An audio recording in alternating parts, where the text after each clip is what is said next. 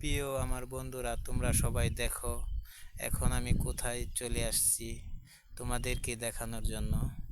অনেক সুন্দর একটি জায়গা, মনটা ভালো নাই, তাই মনে মনে ভাবলাম যে এই জায়গাটার মাঝখানে চলে যাই, দেখি একটু মনটাকে যদি শান্তি পাওয়া যায় তাহলে তো ভালোই লাগবে। এই জন্য চলে আসলাম একটি পুকুরের ধারে। এই যে দেখতেছে অনেক সুন্দর একটি পুকুর দেখা যাইতেছে। আমার পিছনে অনেকগুলি ফুল, ভালো ভালো ফুল দেখা যাচ্ছে।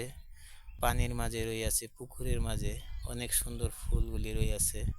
তাই দেখতেছি, মনটাকে সাদা করতেছি। পানির মনটা যেরকম সাদা, তেরকমই আমার মনটাও অনেক সাদা করতেছি।